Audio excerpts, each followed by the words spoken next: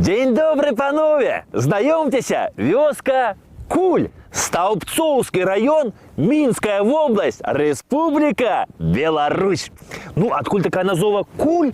Ну, бог яго ведае, варыянтаў вельмі шмат. Ну, можна сказаць, і з куль, і ад куль. Ну, а ёсць яшчэ вёсачка такая Кулёк. Видите, маленькі, куды зерне насыпаюць. А гэта вялікі такі вялізны куль. Але кажуць, вось назова пайшла вось гэта вёскі Куль ад таго, што тут жыў такі хлапец малы адзін. Такі невялікі рост і малы быў, але як звяжа куль саломы, ды на плечак узваць, ідзе сапе, толькі гэта салома трасецца. Дык на яго казалі, глядзіце, он куль пайшоў. Так і дражнілі гэтага хлапца. А калі гэты куль ужо ажаніўся, значыцца, сям'ю завёў, ды тут хатку на ўзгорку паставіў. Ну, так усе і звалі Кулева месца. Ну, а пазней вёсачку эту звалі Куль. Ну, дык што, панове, заглянем сюды, што тут ёсць цікавага.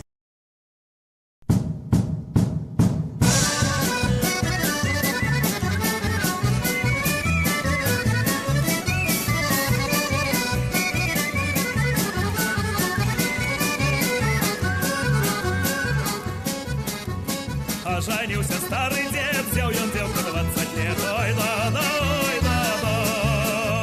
Стали класть, все же спать, а с дороги не видать. Ой, да-да, ой, да-да.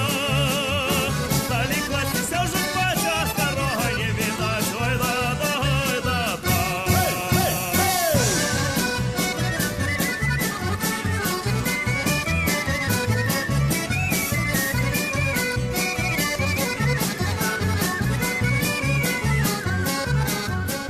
Озирается я в печи, я сопя погрею плечи. Ой, да-да, ой, да-да.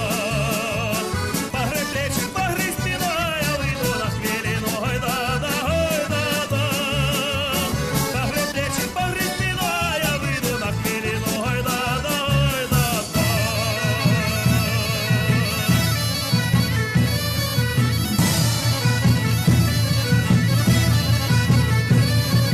Таки дверь отчинила, там шагает добрый белый. Ой, да-да, ой, да-да. Целовались на горку, дед на печи спал до ранку. Ой, да-да, ой, да-да. Целовались на горку, дед на печи спал до ранку. Ой, да-да, ой, да-да. Хаця вось, панове, тут вось у вёсцы мне распавялі зараз такую цікавую гісторыю, значит, такое меркаванне, чаму вось гэтая вёска завецца Куль. Ну, вёска ж тут она недалёка ад Стоўбцаў старажытных. Ну, а колі жа у Стоўбцах быў рачны порт, і адтуль адпраўлялі, значит, на судах тавар па Нёмане аж да Круляўца. А тавар гэты запаковывалі ў такія кулі, ну, такія мяхі з рагожы. Дык вось гэтыя кулі з рагожы плялі якраз вось тут, у гэтай вёсцы. І адсюль мужыкі вазілі гэтыя кулі ўжо на Стоўбцы і прадавалі там купцам. Ну, а купцы свой тавар у гэтай ўжо кулі, значыцца, запаковывалі і на Крулявец гналі. Ну, адсюль, кажуць, пайшла назва вёскі Куль. Ну, а калі на свет, вось, Божа, з'явілася гэтая вёсачка, вось калі тут, так, значыцца, тут Бог яго ведае, тут я вам не скажу. Я вам скажу, тут і чалавек бывае, не ведае, калі ён нарадзіўся. Не то, што цэлая вось вёска. Тут вось адной бабулі запытаўся, говорю, бабуля, а вот вы ведаеце, калі вы нарадзіліся? Яна кажа, о, сыночак, вось памятаю, нябожчыца маці казала, што вось як у Петра Бурачка раба кароўка целілася перад калядамі, дык недзе праз 2 тыдні і я ўжо нарадзілася. Ну, такая бабуля вось з гумарам. Ну, а ў дакументах вось гэтая вёска Куль значыцца ўжо недзе ў 17 стагоддзі.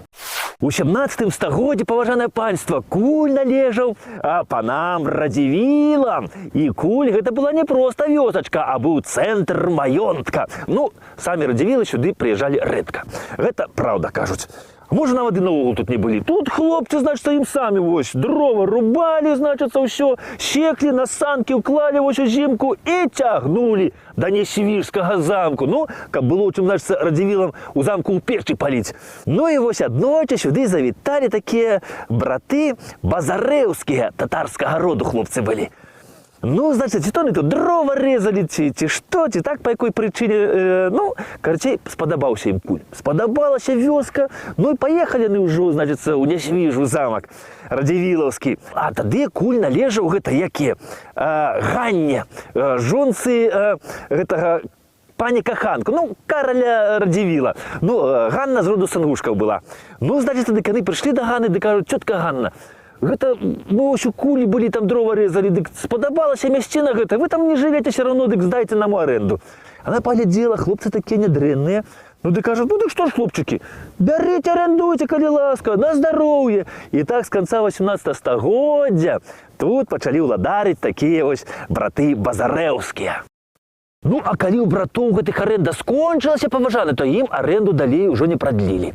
Ну, таму што Ганна Радзівіл памерла, а пасля Ганны тут пачала ўладарыць такая Стэфанія Радзівіл. І Стэфанія сказала, хлопцы, выбачайце, мне і самой куль патрэбны. Ідзіце пашукайце сабе ўжо іншага месца, хопіць ужо тут жыць. Ну, а тут справа такая была. Гэта, значыцца, Стэфанія, вось Радзівіл, была добра знаёмая з такім Яўфімам Бржазоўскім. А ён быў камер-юнкерам пры імператарскім двары. І там яны пазнаёміліся з Стэфаніяй Радзівіл. Значыцца, ну, не будуць же такія вось людзі, як Ефім і Стэфанія, знаёміцца вось дзесьці ў полі ля пограба такога. Ну, правильно ж, ля двара дзесьці пазнаёміліся імператарскага.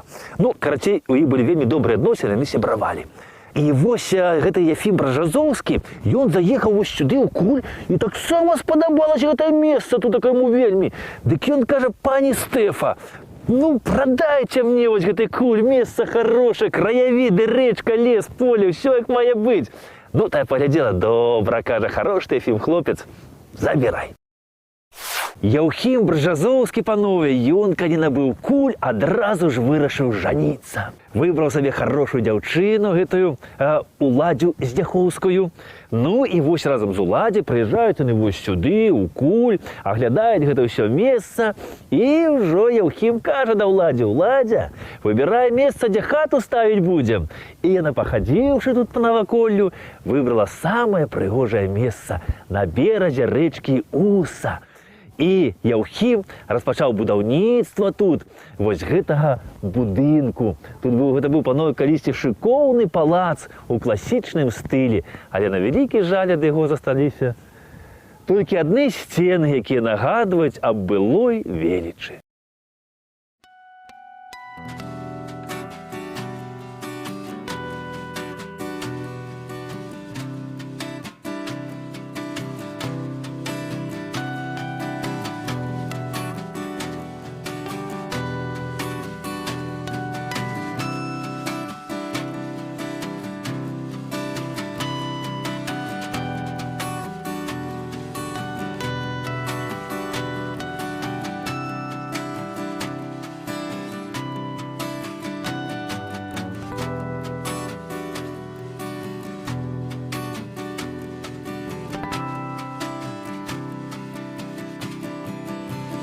Соловейка маленький, соловейка маленький,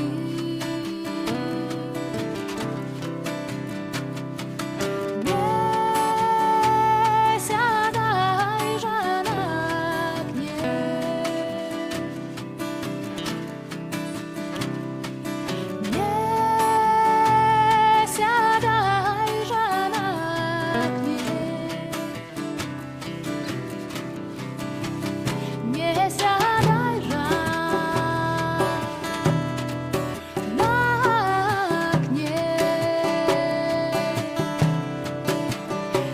сядай же на окне.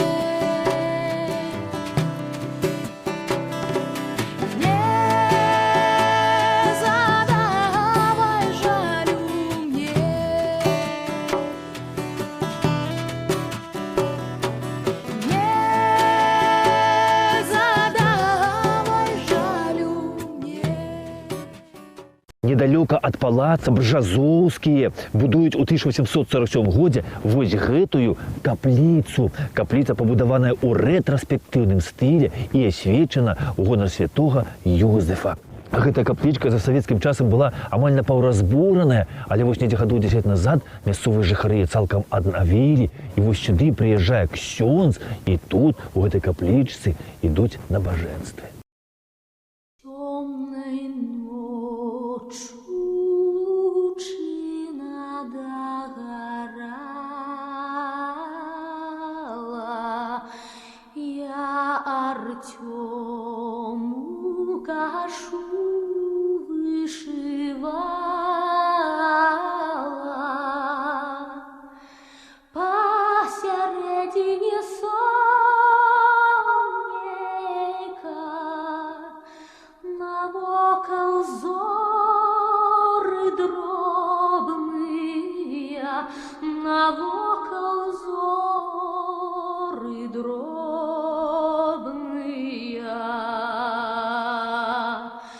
Толькі уходить в хату сестричанка, белый чистый лист у руках, белый чистый лист у руках, белый твар к несю в слезах, весь в слезах.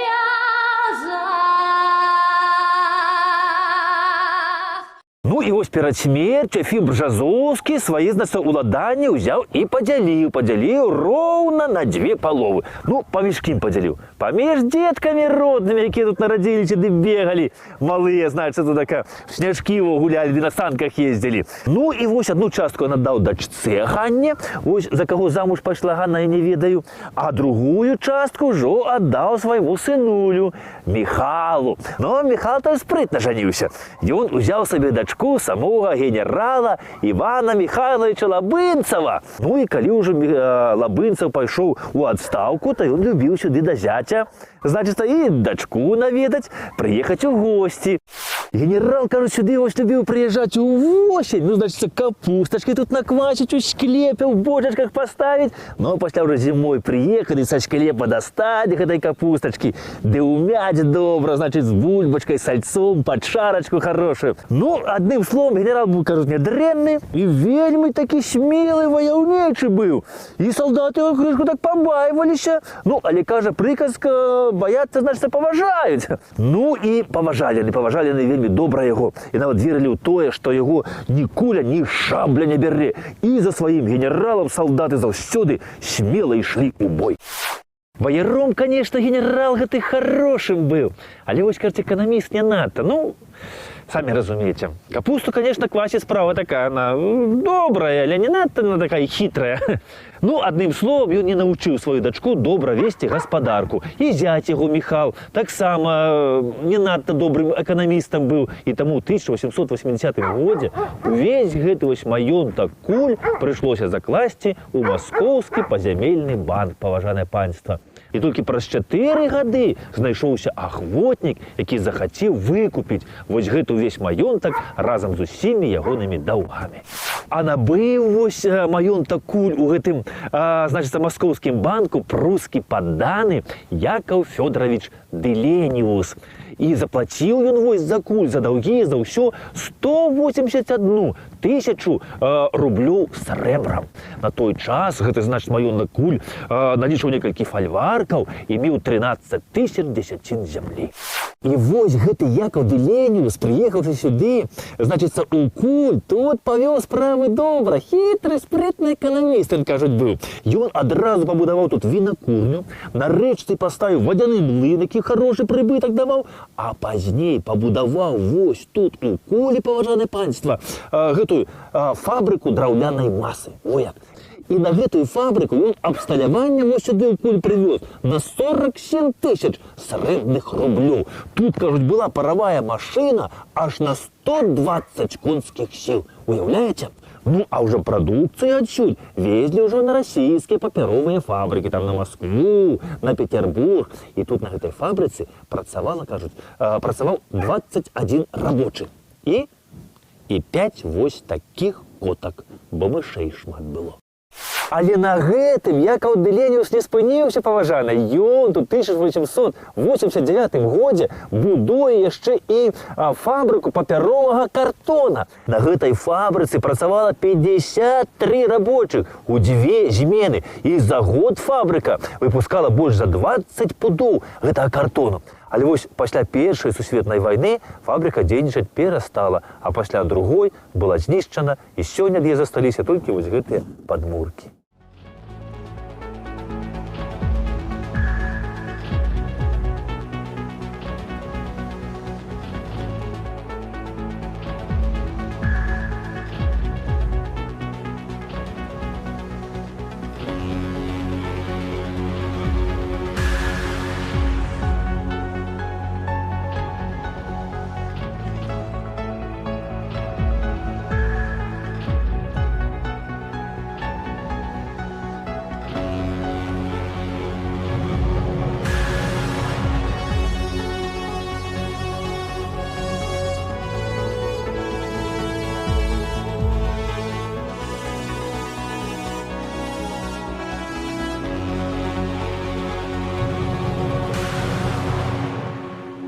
Розных гаспадарчых пабудоў вакол палаца тут было вельмі шмат, паважанае панства. Тут былі фабрыкі, заводы. Але вось мала чаго, што тут захавалася сёння. Вось адзін з будынкаў, які больш-менш захаваўся, гэта вось гэты гаспадарчы будынак. Правда, ніхто не ведае, што тут было.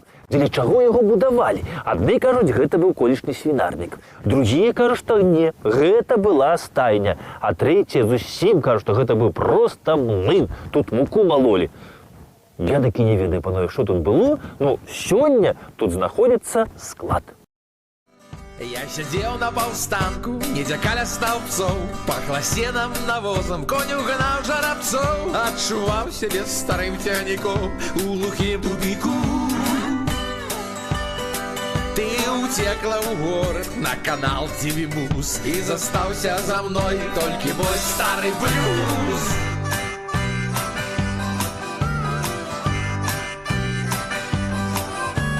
Убачыў знаёмыя твар у чарзе, твой бацька Юзік на продаж тэкілу вязе. Дачке, как спяваць, патрэбна немало рублёў. Мы раскинем картишки, калі выпадзе туз. Аднойчы пачуеш ты мой стары блюз. Едем мы ў горад, немагчыма заснуць. Гучыць на каналах розная муть. Эй, сусед, наливай і наразай каўбасу. Калі грошай няма, дык слухай папсу.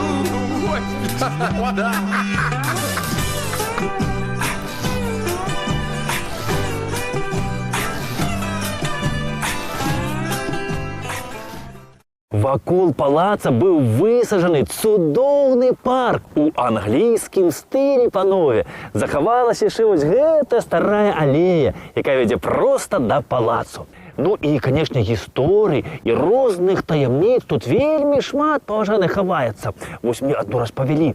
Кажу, што недзе ў 60-х гадах, вось, мінулага стагоддзя, тут вось гулялі дзеці, вось якраз на полі, і праваліліся пад зямлю. Збегся народ, глядь, а там падземны ход. І гэты падземны ход вёў ад палацу і аж проста пад рэчкаю у бок Івянца. Патэлефанавалі ў раён і думалі, прыйдуць гісторыкі, а прыехала машына з пяском, засыпала гэта ўсё, каб ніхто не лазіў. І так гэтая тайна падземнага хода тут хаваецца і сёння.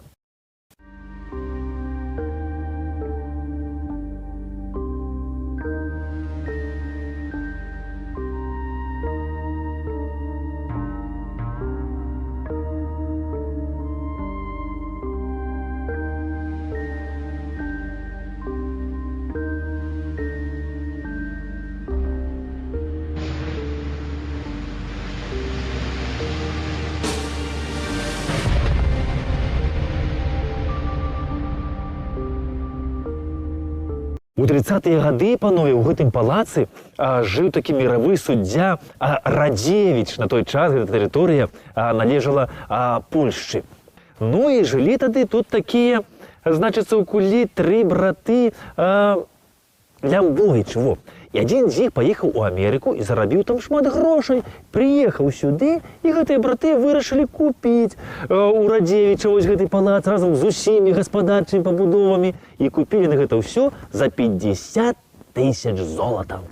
Той брат паехаў у Амерыку, а Дзендзі застаўся жыць тут. Ну і калі сюды прыйшлі бальшавікі ў 39-м годзе, то они адразу хацелі яго раскулачыць, арыштаваць, але тут пачалася адразу ж вайна. І вось у палацы жылі немцы. І вось партызаны вырашылі нашкодзіць немцам, і палац падпалілі, і ён згарэў. А вось гэтая хатка, панове, яна стаіць якраз насупраць палаца, і будавалі яе шляхцічы Лямбовічы. І пасля вайны перабраліся ў гэтую хатку, і тут жылі, ніхто іх не чапаў. Тут у гэтай хатцы сёння жыве прамы нашчадак тых шляхцічаў Лямбовічаў. Значыцца, пані Ядзя. Ну і калі я запытаў, што пані Ядзя, можа б вы нам што-небудзь распавялі пра ваш палац, які вы ахоўваеце, каб пад цаглінцы яго ніхто не расцёў. Она кажа: хлопцы, не дурыце мне галавы, трэба гаспадаркай ісці займацца.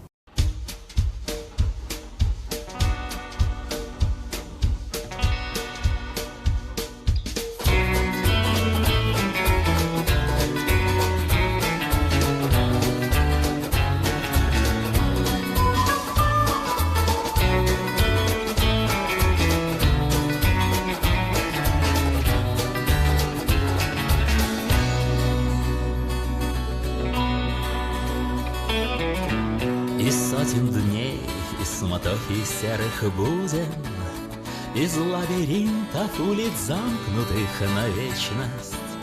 Уйду в рассвет, уйду, пусть выбор будет труден. Уйду в рассвет, чтоб ощутить беспечность. Прости, прощай, не говори, останься. Пусть был неправ, не поминайте лихом мои следы. Засыплет ветер странствий, мой силуэт вдали растает тихо.